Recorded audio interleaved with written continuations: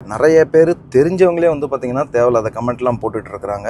ஊரில் உட்காந்துட்டு கேவலமாக கமெண்ட் பண்ணுறவங்க. ஒரு மாதம் தாக்கு பிடிக்க மாட்டீங்க இங்கே வந்தீங்கன்னா என் நிலைமையில் இருக்குன்னா ஒரு மாதம் வட்டிக்கு கடன் வாங்கினாலும் பிரச்சனைன்னு சொல்லிட்டு ரிட்டன் நீங்கள் ஓடிடுவீங்க. நான் என் ஊர்லேயே போய் குப்பை கொட்டிக்கிறேன் அப்படின்னு சொல்லிட்டு இந்த அளவுக்கு எனக்கு என்றைக்குமே நெருக்கடி வந்ததில்லை. Welcome back G Fame. How are you all and அஸ்ஸலாமு அலைக்கும் அண்ட் குட் மார்னிங். குட் ஆஃப்டர்நூனா குட் மார்னிங் தான். மணி 11:40 ஸோ எல்லோரும் எப்படி இருக்கீங்க? ஹோப்ஃபுல்லி இன்றைக்கி வந்து பார்த்திங்கன்னா நம்ம கொஞ்சம் வீடியோ லேட்டாக தான் ஸ்டார்ட் பண்ணியிருக்கோம். ஆக்சுவலாக ஒரு ஆர்டர் முடிச்சுட்டு ரெண்டாவது ஆர்டரை பிக்கப் பண்ணி வண்டியில் வச்சிருக்கேன். காலைல வந்த வேகத்துக்கு சரி கொஞ்சம் கவர் அப் பண்ணுவோம், டிராஃபிக் ஆகிடுச்சுன்னா அதுக்கப்புறம் கொஞ்சம் கஷ்டம் அப்படிங்கிறதால. ஸோ இப்போ ரெண்டாவது ஆர்டர் தூக்கியிருக்கோம். ஃபஸ்ட் ஆர்டர் 14 ரியாலுக்கு எடுத்தோம். ரெண்டாவது ஆர்டர் இது 12 ரியால் மேபி சம்திங் எடுத்திருக்கோம். ஸோ நேற்று வந்து நம்ம டோட்டலாக வந்து பார்த்திங்கன்னா ஒரு 260 ரியாலுக்கு வந்து ஓட்டியிருக்கிறோம். அதில் காட்டுது ஓகேங்களா. பட் டோட்டலாக வாலெட்டில் காட்டலை, கொஞ்சம் கொஞ்சமாக அது காட்டுது. ஸோ இப்போ வந்து பார்த்துக்கிட்டிங்கன்னா நம்ம இன்றைக்கி அப்படியே எடுத்து ஓட்ட ஆரம்பிப்போம். ஃப்ரீலான்சிங் ஐடி தான். பட் இதுலேயும் வந்து பார்த்திங்கன்னா எப்போ என்ன நடக்கும் அப்படின்றது தெரியாத ஒரு விஷயந்தான் இதுலேயுமே வந்து இருக்குது. கஸ்டமர் லொக்கேஷன் எவ்வளோ தூரம் காட்டுது. இப்படி போனால் 7 கிலோமீட்ரு, இப்படி போனால் 7.5 கிலோமீட்ரு, 12 நிமிஷம். இதுலேயும் 12 நிமிஷம் தான். ஓகே, ஸோ எப்படி போனால் என்ன எல்லாமே வந்து பார்த்திங்கன்னா ஒரே மாதிரி தான் இருக்குது. ஓகே ஜெஃபம், ஸோ வாங்க இப்போ நம்ம ரிவர்ஸ் கியரை போட்டு இங்கேருந்து கிளம்ப ஆரம்பிப்போம். கேமரா இருக்குது ஆக்சுவலாக அந்த டிஸ்பிளேயில் கொஞ்சம் மைல்டாக தான் தெரியுது. கேமரா குவாலிட்டி சரியில்லையா இல்லை இதோட குவாலிட்டி சரியில்லை அப்படின்றது நமக்கு தெரியல. ஸோ கொடுன்னு இப்போ நம்ம போவோம். இன்றைக்கி எத்தனை நம்மளால் கம்ப்ளீட் பண்ண முடியுது அப்படின்றத பார்ப்போம். நிறைய விஷயங்கள் வந்து பார்த்திங்கன்னா நேற்று என்னால் கமெண்ட் பாக்ஸில் வந்து பார்க்க முடிஞ்சிச்சு. அதாவது பழைய வீடியோஸ் தான் நான் நேற்று ஃப்ரீயாக இருக்கும்போது பார்த்தேன். ஏன்னா இப்போ இருக்கிற இந்த டென்ஷன், டிப்ரெஷன், ப்ரெஷரில் வந்து பார்த்திங்கன்னா என்னால் ஒன்றும் கமெண்ட்ஸ் எல்லாம் படிக்க முடியல, சரியாக அதுக்கான ரெஸ்பான்ஸ் கொடுக்க முடியல. நிறைய பார்த்தேன்.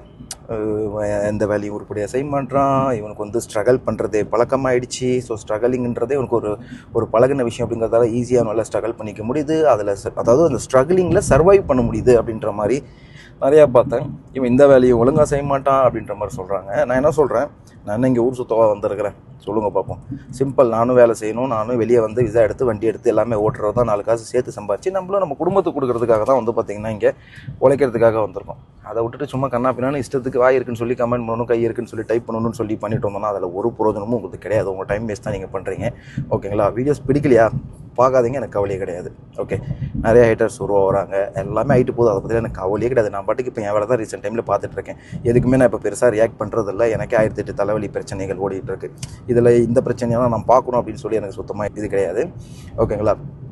ஈவன் தோ நிறைய பேர் தெரிஞ்சவங்களே வந்து பார்த்திங்கன்னா தேவையில்லாத கமெண்ட்லாம் போட்டுட்டு இருக்கிறாங்க. என்னன்னு சொல்லி எனக்கு தெரியல. ஸோ யாருன்னு கண்டுபிடிச்சேன்னா கண்டிப்பாக அவங்கள்ட்ட நான் பேசுவேன். பார்க்கலாம் என்ன இதுன்னு சொல்லிட்டு. நேரில் பேச தைரியம் இல்லாதவங்க கமெண்ட்டில் வந்து உளறிட்டு இருக்கிறாங்க. ஸோ மாட்டட்டும், பார்த்துக்கலாம். ஸோ அடுத்து வந்து பார்த்திங்கன்னா இப்போ நம்ம என்ன பண்ண போகிறோம்னா எவ்வளோ ஓட்ட முடியுமோ ஓட்டுவோம். நம்ம கம்பெனி கவர்மெண்ட் ரூல்ஸ் போட்டு ஒருத்தவங்களுடைய வேலையை பறிக்கும் போது நான் என்ன பண்ணுவேன், இந்த வேலையில் பாதிக்கப்பட்டவன் நான் மட்டும் கிடையாது. 5000 ஒரு 7000 பேர்கிட்ட வந்து பார்த்திங்கன்னா இந்த வேலையில் பாதித்து அவங்களாம் வாழ்வாதாரத்தை எழுந்துட்டு அடுத்த கம்பெனி எங்கே போகலாம் அப்படின்னு சொல்லி தேடி அலைஞ்சிட்ருக்காங்க. அந்த மாதிரி தான் நானும் தேடி அலைஞ்சிட்ருக்கேன். அண்ணனும் அவர் பாட்டுக்கு அங்கே ஸ்டேஷனில் நல்லா தான் ஓடிட்டு இருந்தாங்க. ஸோ அதுவும் ஃப்ரீலான்சிங் வந்து பன் பண்ணிட்டாங்க. ஏன் இப்போ இவ்வளோ ஸ்ட்ரகிள் வருது அப்படின்னா, எல்லாருமே வந்து இப்போ எங்கள் கம்பெனிக்கு நீங்கள் வரணும், எங்கள் கம்பெனிக்கு நீங்கள் மாறுங்க, உங்கள் விசா விட்டுட்டு எங்கள் விசாக்கு வாங்கன்னு சொல்லி அவங்க கண்ட்ரோலில் இழுக்க பார்க்குறாங்க. அதனாலேயே யாருமே வந்து பார்த்திங்கன்னா வர மாட்டாங்க. அந்த மாதிரி ரொம்ப கஷ்டம். அதெல்லாம் என்னப்பா, நான் 10,000 ரியால் 12,000 ரியால் 2 லட்ச ரூபா 2.5 லட்ச ரூபாய்க்கு நான் வந்து 3 லட்ச ரூபா கிட்ட நெருக்கி நான் செலவு பண்ணி நான் வெளியே வந்து ஃப்ரீலான்சிங்காக நான் வேலை பார்த்து நல்ல காசு சேர்த்து வீட்டுக்கு அனுப்பணும்னு நினைக்கிறேன். நீங்கள் என்னடா என்ன உங்கள் கண்ட்ரோலுக்கு கூப்பிட்றீங்க அப்படின்னு சொல்லிட்டு யாரும் வர மாட்டாங்க, வரவும் மாட்டாங்க. ஸோ இதுதான் நடந்துகிட்ருக்கு. இந்த ரூல்ஸ் இப்போ யாரை போட்டா அப்படின்னா கவர்மெண்ட் போட்டுச்சு. டிஜிஏன்னு சொல்லிட்டு ஒரு இது நிப்பாட்டி வச்சு குரூப்பை செக் பண்ணி சவுதிக்காரங்க தான் வேலை பார்க்கணும், இந்த ஃபீல்டில் அவங்களாம் வேலை பார்க்கக்கூடாது, நம்மளாம் வேலை பார்க்கக்கூடாது அப்படின்ற மாதிரி ரூல்ஸ் போட்டுட்ருக்காங்க. இல்லைனா நீங்கள் வேலை பார்க்கணுன்னா ப்ராப்பர் கம்பெனியில் நீங்கள் சேஞ்ச் ஆகுங்க அப்படின்ற மாதிரி சொல்கிறாங்க. ஸோ அதனால தான் இந்த இஷ்யூஸ்லாம் வந்து பார்த்திங்கன்னா இப்போ ரீசெண்ட் டைமில் வந்துகிட்டு இருக்குது. அதனால தான் நிறைய பேருக்கு வேலை போகுது. இப்போ எனக்கு கீட்டால் ஐடி கிடச்சிச்சு. 8200 ரியாலுக்கு நான் ஓட்டினேன். நெருக்கி 2 லட்ச ரூபாய்க்கு நான் 2 லட்ச ரூபாய்க்கு மேலேயே ஓட்டினேன். பட் எனக்கு அந்த சம்பளம் கிடைக்கல. கொஞ்சம் ஃபைனு அது இதுன்னு ரூல்ஸை போட்டு பிடிங்கிட்டானுங்க. 7800 ரியால் நான் அப்பயும் நான் எடுத்தேன். வேலை செய்யாமலாம் அப்புறம் நான் எடுத்துருக்க முடியும், நீங்களே சொல்லுங்கள் பார்ப்போம். ஸோ பேசணுன்றதுக்காக யாரும் பேசக்கூடாது. எல்லாமே இங்கே ஸ்ட்ரகிள் பண்ணிட்டு தான் இருக்கிறோம். ஓகேங்களா. எனக்கு சந்தோஷம், நான் ஸ்ட்ரகிள் பண்ணிட்டு இருக்கேன்ல, வேலை உருப்படியாக பண்ண முடியலனாலும் அடுத்துன்னு ஏதாவது ஒரு வேலைக்கு நான் முயற்சி பண்ணிட்டு தான் இருக்கிறேன். லைஃப்பில் ஏதாவது ஒன்று அச்சீவ் பண்ணணுன்றதுக்கான விஷயங்கள் நடத்திக்கிட்டே தான் இருக்கிறேன். அது என்னைக்காக இருந்தாலும் ஒரு நாள் எனக்கு அதுக்கான சக்ஸஸ் கிடைக்கும். ஓகேங்களா, நான் நம்புகிறேன். அதுக்காக இதில் நான் ஓடிட்டு இருக்கேன். இந்த மாதிரி கமெண்ட் பண்ணுறவங்க ஈஸியாக இப்படி இருக்கான் அப்படின்னு சொல்லி ரொம்ப ஊரில் உட்காந்துட்டு கேவலமாக கமெண்ட் பண்ணுறவங்க ஒரு மாதம் தாக்கு பிடிக்க மாட்டீங்க இங்கே வந்தீங்கன்னா என் நிலைமையில் இருக்குன்னா ஒரு மாதம் வட்டிக்கு கடை வாங்கினாலும் பிரச்சனைன்னு சொல்லிட்டு ரிட்டன் நீங்கள் ஓடிடுவீங்க. நான் என் ஊர்லேயே போய் குப்பை கொட்டிக்கிறேன் அப்படின்னு சொல்லிட்டு வெளிநாட்டில் வந்து இப்படி ஸ்ட்ரகலிங்கு வெளியே ரூம் எடுத்து அந்த ஒரு சவுதியோட சப்போர்ட் இல்லாமல் ஒரு நம்மளே ரெசிடென்ஷியல் ஐடி எடுத்துக்கணும், லைசன்ஸ் எடுத்துக்கணும், எந்த ஒரு பிரச்சனைனாலும் நம்மளே பார்த்துக்கணும், ஒரு மெடிக்கல் இஷ்யூஸ்னாலும் நம்மளே தான் பார்த்துக்கணும், இங்கே யாரும் பார்க்க வர மாட்டாங்க. சரிங்களா? அங்கே உட்காந்து நீங்கள் என்ன வேணாலும் சொல்லிடலாம். அந்த மாதிரி ஸ்ட்ரகலிங் ஒரு வாட்டி வந்து இங்கே பண்ணி பாருங்கள், அப்போ தான் உங்களுக்கு அது புரியும். சரிங்களா? ஏதோ மனசில் இருந்தெல்லாம் சொல்லணும்னு ஆசைப்பட்டேன்ப்பா, சொல்லிட்டேன். ஸோ இப்போ வந்து 2வது ஆர்டர் வந்து 5.3 கிலோமீட்டர் காட்டுது. வாங்க போய் டெலிவரி கம்ப்ளீட் பண்ணுவோம். அடுத்து மறுபடியும் கண்டினியூ பண்ணலாம். 3வது முடிச்சாச்சோ. ஸோ இப்போது வண்டியை லாக் பண்ணிக்கலாம். இங்கே சுவிட்ச் இருக்குது. எஸ், வண்டி லாக் ஆச்சு. ரேசிங் கைன்ஸ் 4வது ஆர்டர் வந்து எடுக்க வந்திருக்கோம். இது வந்து 17 ரியால் ஆர்டரு. ஸோ இப்போ இதை எடுத்துகிட்டு இப்படி ஒன்று போவோம். அடிக்கிற வேலுக்கு வண்டிக்குள்ளே என்ன தான் ஏசி போட்டாலும் ஃபோன் வந்து ஓவர் ஹீட்டிங்னு சொல்லி நோட்டிஃபிகேஷன் வந்துகிட்டே இருக்குது. இப்போ இவங்களும் உள்ளே வர சொல்கிறாங்களா இல்லை டெலிவரிக்குன்னு தனியாக இடம் வச்சுருக்குறோம் அங்கேயா நீ வராமல் போய்ட்டு அப்படின்னு ஏதாவது சொல்லுவாங்களான்னு தெரியல. ஜஸ்ட் உள்ளே போவோம், கம்ப்ளீட் பண்ணுவோம் நம்ம. வாங்க ஜிஃபேம், டக்குன்னு ஓடுவோம். Welcome back G Fame, welcome back to another day. இது வந்து டே 2. எங்கடா டெலிவரி பண்ணிகிட்டு இருந்த, என்ன ஆச்சு, ஏன் திடீர்னு இந்த புக்கை ஜம்ப் அடிச்சிட்ட அப்படின்ற மாதிரி நிறைய பேருக்கு ஒரு சந்தேகம் இருக்கும். எஸ், ஸோ நேற்று வந்து பார்த்தீங்கன்னா அகெயின் இந்த கம்பெனி என்ன சொல்லியிருக்காங்க அப்படின்னா, சடனாக ஒரு 5வது ஆர்டர் எடுத்தேன் ஷவர்மா ஹவுஸில். எடுத்துகிட்டு வந்து வண்டியில் உட்காந்தேன்.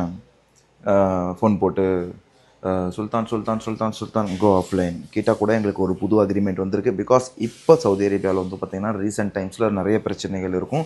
நீங்கள் என்ன பார்த்துட்டு தான் இருக்கீங்க. நிறைய பேர் அதுக்கு என்ன மாதிரி பேசணுமோ அதெல்லாம் பேசிட்டு தான் இருக்காங்க.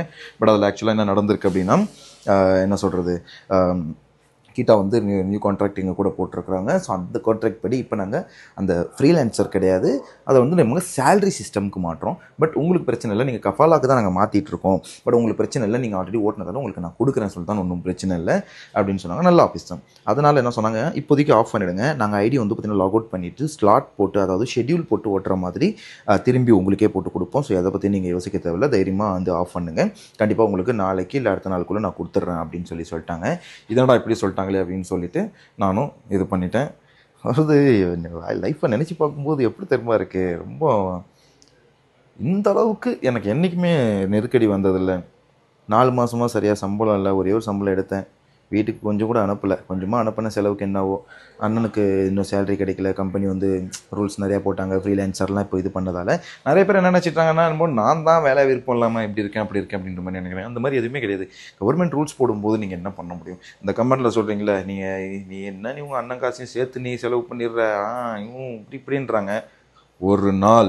ஒரே ஒரு நாள் இந்த பதவியில் இருந்து பாருங்கள், அப்போ இதோட வலி உங்களுக்கு புரியும், இதோட வேதனை உங்களுக்கு தெரியும். புரியுதுங்களா? டைலாக்லேயே அடிக்கலை, சொல்கிறேன் உண்மையிலேயே. பட் நான் எல்லா கிட்ட ப்ரே பண்ணிக்கிறேன், யாருக்கும் இந்த நிலைமை வரக்கூடாதுன்னு தான் நான் சொல்லுவேன். என்னை வச்சு பார்த்துக்கங்க, இங்கே டெலிவரிக்கு ஃபீல்டுக்கு வரணும்னா கரண்ட் சுச்சுவேஷன் என்ன அப்படின்றது.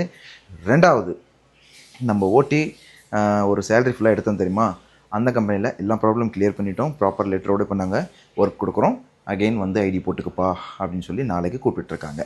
இங்கே ஃப்ரீலான்சரில் 35 ஆர்டர் ஓட்டிட்டு உட்காந்துருக்கிறேன். இது என்ன பண்ணுறதுன்னு சொல்லிட்டு எனக்கு தெரியல இப்போது. அதாவது இவங்களும் கொடுக்குறாங்க. ஸோ நாளைக்கு நான் அங்கே போவேன். அவங்க என்ன பண்ணியிருக்காங்கன்னா, இப்போது எல்லாமே பிரச்சனை கிளியர் பண்ணிட்டாங்க. யார் யாருக்கெல்லாம் வந்து நல்லா பர்ஃபார்மன்ஸ் பண்ணியிருக்கோமோ அவங்களுக்கு தான் கூப்பிட்டு ஐடி கொடுக்குறாங்க. நம்ம வந்து 576 ஆர்டர் கிட்ட ஓட்டியிருந்ததால் எனக்கு கால் வந்துச்சு, வந்து ஐடி போட்டுக்கோங்க, இப்போ அப்புறம் அதே சம்பளம் தான் இல்லை அப்படின்னு சொல்லியிருக்காங்க. ஓகேன்னு சொல்லியாச்சு. அண்ணா வந்து பார்த்துக்கிட்டிங்கன்னா கூப்பிட்டு வட்டான்னு, இல்லை அவங்க பேர் வரல அப்படின்ட்டாங்க. நான் சொன்னேன், நான் கூட்டிகிட்டு வரேன்ப்பா, கொடுப்பா, நீ தான் ஐடின்னு 2 நாள் தான் நீ கொடுத்த, 2 நாளில் எப்படி ஒருத்தன் பர்ஃபார்மன்ஸ் உங்களுக்கு தெரியும் அப்படின்னு சொல்லியிருக்கேன். அண்ணா செஞ்சு ஒன்றும் பிரச்சனை இல்லை, உனக்கு கிடைக்கிது, நீ போய் ஃபஸ்ட்டு போடு. 2வது, இப்போ நீ உனக்கு ஆஃப் பண்ண சொல்லியிருக்காங்கல்ல, இந்த இது ஏன் ஆஃப் பண்ண சொன்னாங்க ஆக்சுவலாக அப்படின்னு பார்த்துட்டிங்கன்னா, நேற்று இப்போ அவங்க சிஸ்டம் மாறி இருக்குது. மேபி ஒரு நாளைக்கு 25 ரியால்னு சொன்னாங்களே, அதை 40 ரியால் ஆக்கிறதுக்கு வாய்ப்பு இருக்குது, 30 ரியால் ஆக்கிறதுக்கான வாய்ப்புகள் இருக்குது. இல்லை அதே தான்ப்பா, ஆனால் சம்பளம் மாதம் தான் கிடைக்கும், இப்போ உங்களுக்கு வாரம்னு சொன்னோம்ல, அந்த மாதிரி ஏதாவது சிஸ்டம் மாற்றி சொல்கிறதுக்கான வாய்ப்புகள் இருக்குது. ஸோ அதனால தான். ஸோ பார்ப்போம் என்ன நடக்குதுன்னு. ஸோ எனக்கு சேலரி இது கிடச்சிச்சுன்னா நான் சேலரி அக்கௌண்ட்டில் உட்காந்துருவேன், இந்த ஃப்ரீலான்சர் அண்ணன்ட்டு கொடுத்துருவேன். இல்லைனா 2 பேருமே இது பண்ணுவோம்.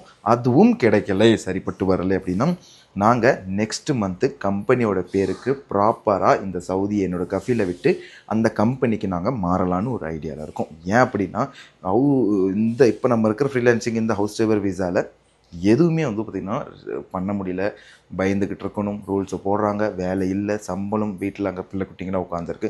ஸோ கம்பெனி பேருக்கே மாறிட்டோம்னா என்னத்தை ஓனர் மட்டும் மாற போகிறாங்க, அவ்வளோ தானே, பார்த்துக்கலாம் அப்படின்னு சொல்லிட்டு ஒரு தைரியத்தில் இருக்கும். ஸோ கம்பெனி பேருக்கு மாறிட்டோம்னா என்ன ஒரு விஷயம்னா திடீர்னு டார்கெட் ஏற்றுவாங்க, அது அதிகம் பண்ணுங்கள், 500 பண்ணுங்கள், 550 பண்ணுங்கம்பாங்க. வேலை கஷ்டங்கள் தான் ஏறுமே தவிர ஒர்க்லோடு தான் ஏறும், மற்றபடி எதுவும் இல்லைல்ல. சம்பளமாவது கரெக்டாக வந்துட்டுருக்கும்ல. அதனால் இந்த பிளான் எடுத்திருக்கோம்.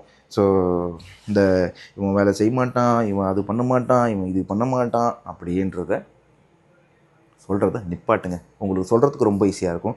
இங்கே இருக்கிற எங்களுக்கு தான் தெரியும் என்ன சுச்சுவேஷன் எப்படி போயிட்டுருக்கு அப்படின்னு சொல்லிட்டு. எனிவே, ஸோ இப்போ ஃப்ரைடே தொழுவ போகிறோம், தொழுதுட்டு வந்துடுறோம். லவ் யூ ஆல், பாய் பாய். மீண்டும் அடுத்த வீடியோ சந்திக்கலாம். இதை அப்டேட் பண்ணுறதுக்காக தான் நான் உங்களுக்கு லைனில் நின்றுருந்தேன், மற்றபடி வேறு எதுவுமே இல்லை. சுச்சுவேஷன் அப்படி இருக்குங்க, ஒன்றும் பண்ண முடியாது. புது ட்ரெஸ்ஸை மட்டும் போட்டுக்கிட்டு ஜாலியாக கலக்கிட்டு உட்காந்துருக்கேன். அகெயின் இவன் ஐடி கொடுத்தானா 45 நாள் கழிச்சு சம்பளம், அந்த 45 நாளைக்கு மறுபடியும் பெட்ரோலுக்கு என்ன பண்ணுறது அப்படின்னு தெரியாமல் இப்போ ஒரு பெரிய கன்ஃபியூஷனில் இருக்கேன். பார்க்கலாம் ஜீஃபா என்ன தான் நடக்குது. பாய்.